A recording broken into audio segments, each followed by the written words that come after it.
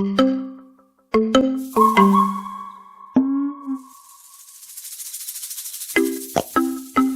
yeah, T-Mec. Oh yeah. Si tu ne connais pas encore T-Mec, oh yeah, T-Mec. C'est un petit gars comme un coco sec. Le cours des aventures n'est jamais assez. Et des pépins, il y en aura toujours plein. La pastèque.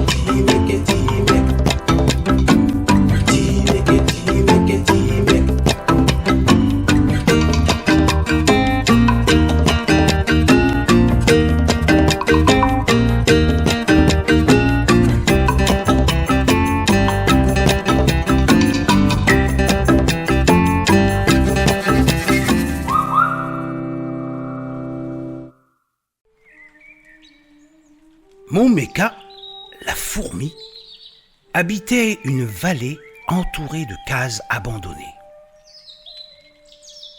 Moumeka vivait là avec sa mère et ses 2 sœurs.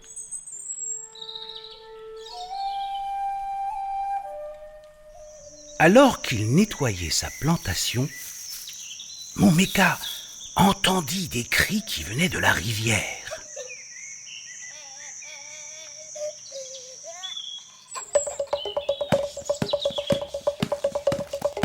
La fourmi se mit à cavaler en direction des éclats de voix. Là, il trouva sa sœur, accablée, en train de pleurer. Il est revenu, gémissait la malheureuse petite fourmi. Qui est revenu? Questionna Moumeka. L'esprit de la grotte, il est revenu et il a enlevé notre petite sœur.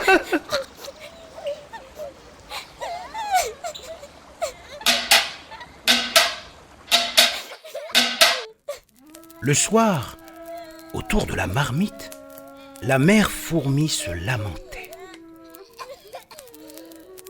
L'esprit de la grotte a volé ta sœur. Et c'est lui qui a pris tous tes frères autrefois, et ton père, et tes oncles, et tout le village.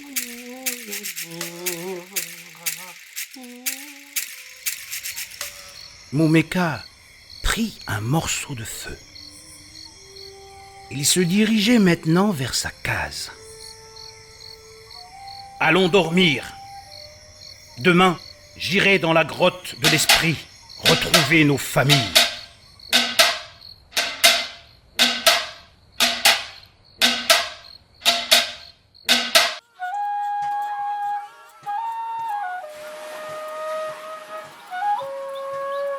Par un beau matin, tout le village de Petit Mec participait à une grande pêche au filet. Les enfants essayaient leur propre technique pour capturer les poissons.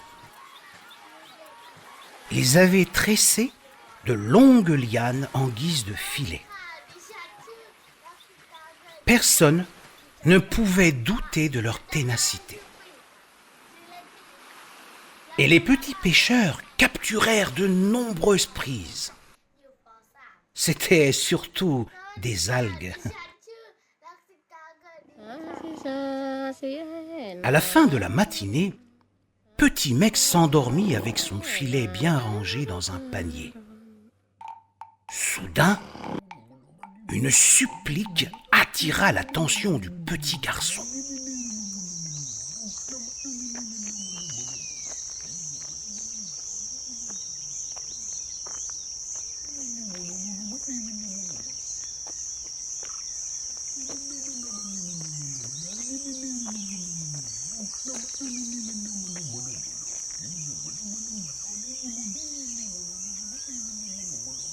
Moumeka accomplissait une étrange cérémonie. Il y avait beaucoup de fumée et la fourmi marmonnait des paroles incompréhensibles. Petit Mec préféra faire demi-tour. Je t'ai vu, dit la fourmi.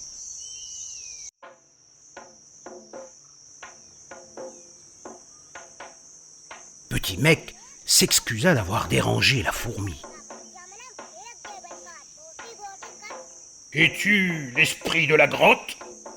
demanda Moumeka. L'esprit de la grotte ? Mais quelle grotte ? demanda Petit Mec. La fourmi fit alors le récit de la disparition de toute sa famille et de l'enlèvement de sa petite sœur par l'esprit de la grotte.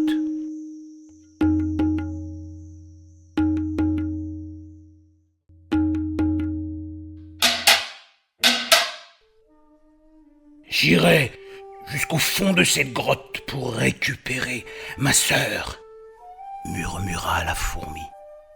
Je t'accompagne si tu veux bien, proposa Petit Mec, qui voulait toujours aider les autres.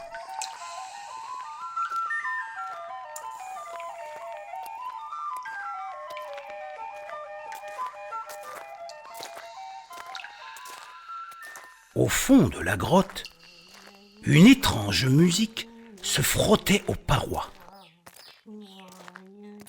Bientôt, le chemin se divisa en deux. Moumeka annonça : « Toi, petit homme, tu emprunteras ce couloir. Moi, j'irai par celui-ci. Et le premier qui trouve ma sœur imitera le chant de la poule sultane. »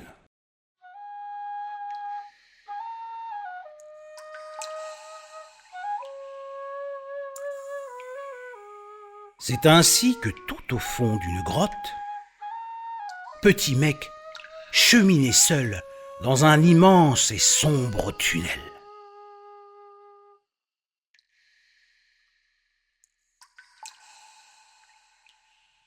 C'est alors qu'une faible lueur se mit à flotter dans le fond de la caverne. C'était Moumeka, avec sa torche à la main. « Les deux couloirs nous ont conduits au même endroit, » chuchota la fourmi. « Nous nous sommes égarés. Les chemins ne mènent nulle part. » Petit Mec remarqua le sac de liane qu'il avait laissé au sol. « Nous voici revenus sur nos pas. C'est ici que nous nous sommes séparés tout à l'heure. »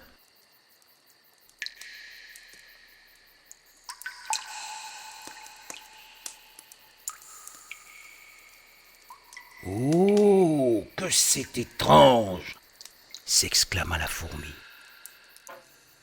Moumeka avait découvert des traces de pattes de fourmi derrière de gros rochers.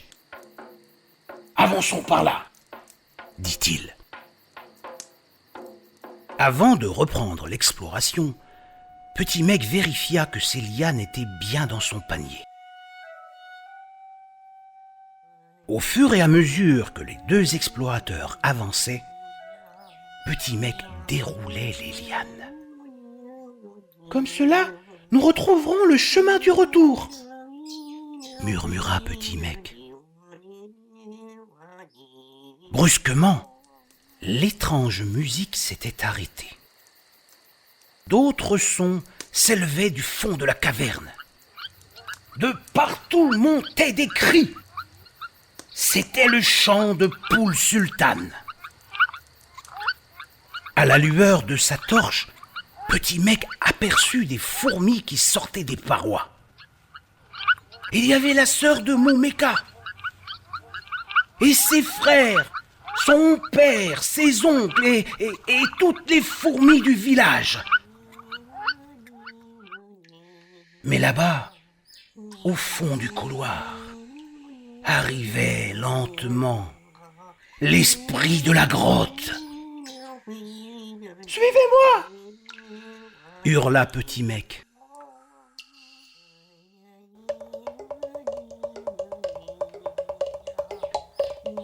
Moumeka, une pierre dressée dans la main, barrait le chemin à l'esprit de la grotte.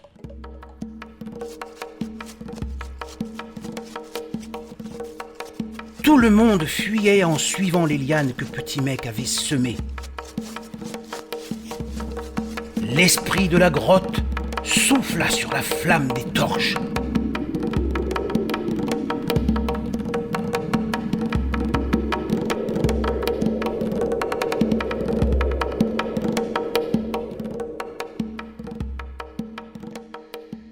Maintenant, Petit Mec se guidait grâce aux lianes.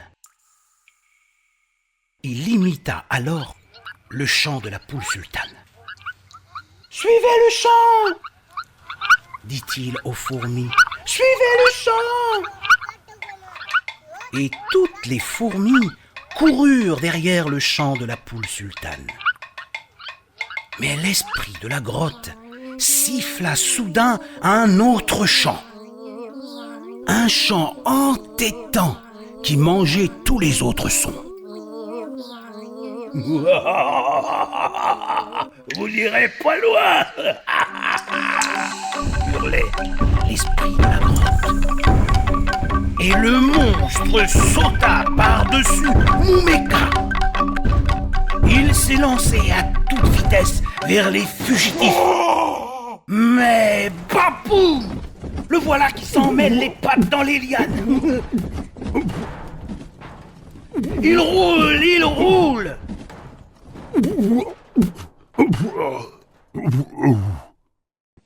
Et le voici pris au piège des lianes. Des lianes qui l'enserraient de la tête aux pieds. « Quelle chance !» cria Petit Mec. « Quelle chance !» À l'extérieur de la grotte, tout le monde attendait le courageux Moumeka.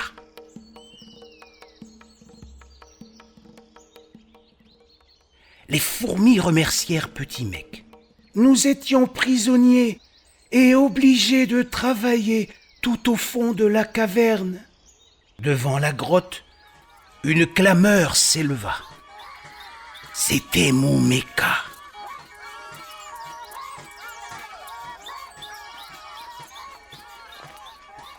En raccompagnant Petit Mec chez lui, Moumeka déclara avec modestie. « J'avais une pierre pour lutter contre l'esprit.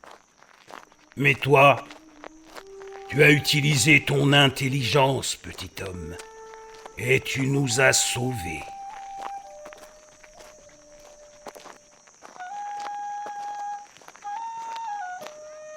Au village, le grand-père de Petit Mec écouta l'histoire jusqu'à la fin. « J'ai eu beaucoup de chance !» acheva Petit Mec. Le grand-père dit alors: « Tu as sans doute beaucoup de chance, mon petit. Mais c'est en préparant ta façon d'avancer que tu as changé le destin des fourmis. »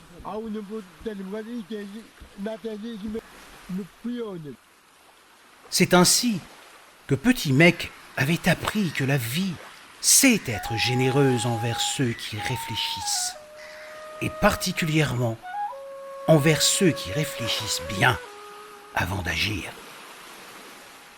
Oh yeah, petit mec. Oh yeah.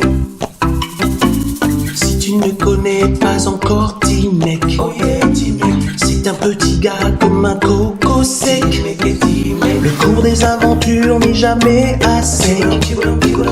Et des pépins, il y en aura toujours plein. La pastèque.